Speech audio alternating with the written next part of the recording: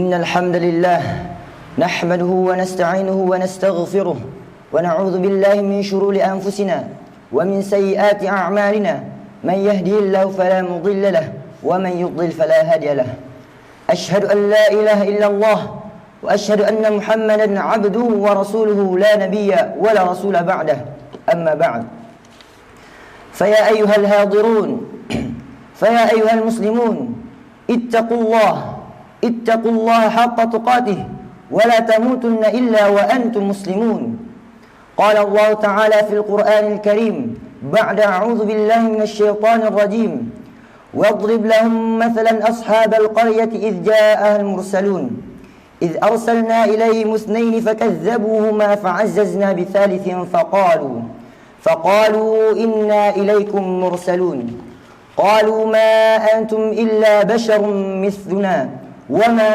أنزل الرحمن من شيء إن أنتم إلا تكذبون قالوا ربنا يعلم إنا إليكم لمرسلون وما علينا إلا البلاغ المبين. Ya ma'syaral muslimin, jemaah salat Jumat yang dirahmati Allah sekalian. Saya mengawali khutbah pada hari yang berbahagia ini dengan berwasiat kepada diri, khususnya diri saya sendiri dan umumnya pada kalian semua, agar meningkatkan kualitas ketakwaan dan keimanan kepada Allah Subhanahu wa taala dengan melaksanakan semua kewajiban dan menjauhi semua larangannya. Tentu saja takwa itu adalah hidayah dari Allah Subhanahu wa taala. Insyaallah kali ini kita akan mengenal tingkatan hidayah sebagaimana yang dijelaskan oleh Ibnu Qayyim rahimahullah taala dalam kitabnya Miftah Ad-Dar As-Sa'adah. Tingkatan yang pertama yaitu tingkatan hidayatu am, yaitu hidayah umum. Hidayah ini adalah mencakup semua makhluk, termasuk haiwan, termasuk manusia dan semua makhluk. Sebagaimana Allah Subhanahu wa taala berfirman, "Sabbih isma rabbikal a'la, alladzi khalaqa fasawwa, walladzi qaddara fahada." Sucikanlah nama Rabbmu yang maha tinggi, yang menciptakan dan yang menyempurnakan dan yang menentukan kadar dan memberikan petunjuk. Dalam ayat ini disebutkan 4 perkara. Yang pertama, al-khalaqa, yang menciptakan. Yang kedua, fasawwa, yang menyempurnakan. Yang ketiga, qaddara, yang menentukan kadar sebab maslahat di dalam kehidupan dan aktivitas. Yang keempat, fahada, yang memberikan petunjuk, yaitu yang memberikan petunjuk umum kepada semua makhluk termasuk manusia dan hewan. Tingkatan yang kedua yaitu hidayatul bayan wad dalalah, yaitu hidayah penjelasan dan petunjuk, yang dimana hidayah ini yang memperjelaskan hamba kepada hamba dan tidak mengharuskan seorang hamba itu mendapatkan hidayah ini. Allah Subhanahu wa taala berfirman dalam surah Fussilat, "Wa amma Thamud fahadainahum fastahabbul 'ama 'alal huda." Dan adapun kaum Thamud, maka mereka telah kami berikan petunjuk, akan tetapi mereka lebih menyukai kesesatan daripada petunjuk. Tingkatan yang keempat yaitu hidayatut taufik wal ilham, yaitu hidayah ini adalah khusus kepada Allah Subhanahu wa taala, yang Allah berikan kepada siapa saja yang dikehendakinya. Sebagaimana Allah Subhanahu wa taala berfirman dalam surah Yunus, "Wallahu yad'u ila daris salam wa yahdi man yasha'u ila siratin mustaqim." Allah menyuruh manusia kepada darus salam, yaitu syurga, dan menunjuki orang-orang yang dikehendaki kepada jalan yang lurus, yaitu jalan Islam. Adapun hidayah bayan wad dalalah itu belum tentu hidayah taufik akan diberikan padanya. Sebagaimana Allah Subhanahu wa taala berfirman dalam surah Al-Qasas, "Innaka la tahdi man ahbabta walakinna Allah yahdi man yasha." Sesungguhnya kamu tidak akan bisa memberikan petunjuk ataupun hidayah kepada orang yang kamu sukai atau kamu kasihi, akan tetapi Allah lah yang memberikan petunjuk kepada yang dikehendakinya. Tingkatan yang keempat adalah hidayah di akhirat kelak menuju ke syurga ataupun ke neraka.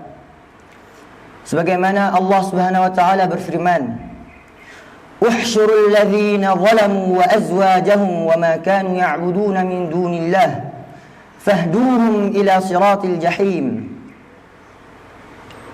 Diperintahkan kepada malaikat, "Uhsyurul ladzina zalamu," kumpulkanlah orang-orang yang zalim, wa azwajahum, serta sahabat sejawat mereka, wa ma kanu ya'buduna min dunillah, dan sesembahan yang mereka sembah selain Allah Subhanahu wa taala, fahduhum ila siratil jahim, tunjukilah mereka jalan ke neraka. Na'udzubillah min dzalik. Adapun perkataan ahli syurga di dalam surah Al-A'raf, "Alhamdulillahilladzi hadana lihada wa ma kunna linahtadiya laula an hadana Allah." Segala puji bagi Allah Subhanahu wa taala yang telah menunjukkan kami kepada jalan syurga ini, dan kami sekali-kali tidak akan mendapatkan petunjuk kalau Allah tidak memberikan petunjuk ini. Itulah pembagian tingkatan hidayah yang dijelaskan oleh Imam Ibn Qayyim rahimahullah ta'ala. Ma'asyiral muslimin rahimani wa rahimakumullah, catatan yang perlu kita ambil dan kita ingat adalah tugas kita sebagai muslim saling menasihati, saling berdakwah, dan amal ma'ruf nahi munkar di antara kita. Dan itu menjelaskan dengan sejelas-jelasnya penjelasan, sebagaimana Allah Subhanahu wa taala berfirman dalam surah Yasin, "Wa ma 'alaina illa al-balaghul mubin." Syekh As-Sa'di rahimahullah berkata, tugas para utusan ataupun para rasul hanyalah memberikan penjelasan yang sejelas-jelasnya penjelasan sesuai dengan diperintahkan kepadanya. Sedangkan yang memberi hukuman bukanlah tugas para rasul ataupun utusan. Jika yang dijelaskan diterima, alhamdulillah, maka itu taufik dari Allah Subhanahu wa taala. Jika tidak diterima, maka rasul ataupun utusan tidak bisa berbuat apa-apa. Ibnu Katsir berkata, "Yaquluna innama 'alaina an nuballighukum ma arsalna bihi ilaikum, fa idza ata'tum kanat lakum as-sa'adah fid dunya wal akhirah, fa in lam yastajibu fasata'lamuna ghibba dzalik wallahu a'lam." Wallahu a'lam. Utusan itu berkata, sesungguhnya kami hanyalah menyampaikan apa yang mesti kami sampaikan. Jika kalian taat, maka kebahagiaan bagi kalian di dunia dan di akhirat. Tapi jika kalian tidak menjawab panggilan tersebut, kalian sudah tahu akibat jelek yang kalian lakukan itu. Wallahu a'lam. Ingatlah pula Allah Subhanahu wa taala berfirman dalam surah Al-Baqarah, "La ikraha fid din, qad tabayyana ar-rusydu minal ghaib." Tidak ada paksaan dalam agama, sesungguhnya telah jelas jalan yang benar daripada jalan yang sesat. Ma'asyiral muslimin, jamaah Jumat yang dirahmati Allah sekalian, ingatlah, saling menasihati itu ada, saling mengingati itu ada, amar ma'ruf nahi munkar itu ada. Namun tugas seorang ustaz, asatidz, ulama, dai, pendakwah, itu semua adalah tugas al-bayan wad-dalalah. Walaupun kita dakwahi orang yang kita kasihi, yang paling kita kasihi, contohnya ibu bapa kita, keluarga kita, sahabat karib kita, teman kita ataupun tetangga kita, maka ketahuilah hidayah itu milik Allah Subhanahu wa taala. Maka jangan putuslah kalian meminta hidayah kepada Allah Subhanahu wa taala. Lagi-lagi kita menuntut ilmu perlu dengan hidayah Allah Subhanahu wa taala. Sangat perlu.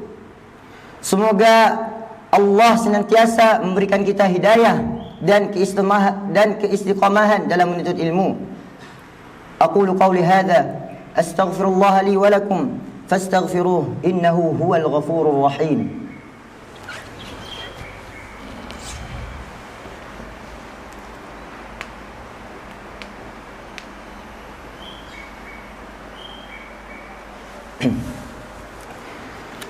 Alhamdulillah wa kafa wa usalli wa usallim ala sayyidina Muhammadin al-Mustafa wa ala alihi wa ashabihi ahli al-wafa.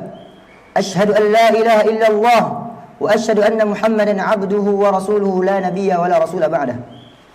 Faya ayyuhal muslimun usikum wa nafsi bitaqwallah usikum wa nafsi bitaqwallah usikum wa nafsi bitaqwallah.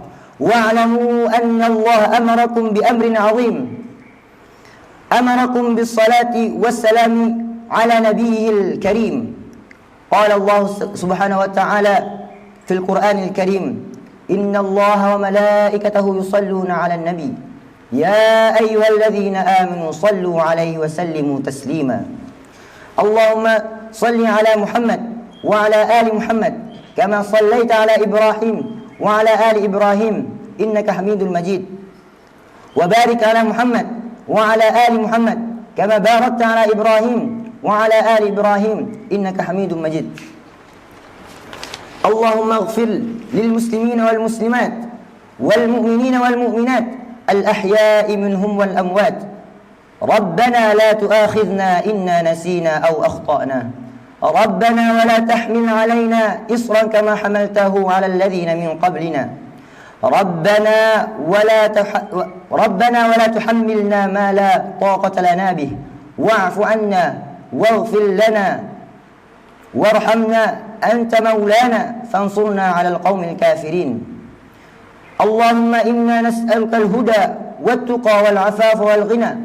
اللهم إنا نسألك الهدى والعفاف والغنى. اللهم إنا نسألك الهدى والتقى والعفاف والغنى. اللهم أحسن عاقبتنا في أمور كلها وأجرنا من خزي الدنيا وعذاب الآخرة. ربنا آتنا في الدنيا حسنة وفي الآخرة حسنة وقنا عذاب النار. والحمد لله رب العالمين. يا عباد الله إن الله يأمر بالعدل والإحسان وإيتاء ذي القربى وينهى عن الفحشاء والمنكر والبغي يعظكم لعلكم تذكرون. فاذكروا الله يذكركم ولذكر الله أكبر. أقيموا الصلاة.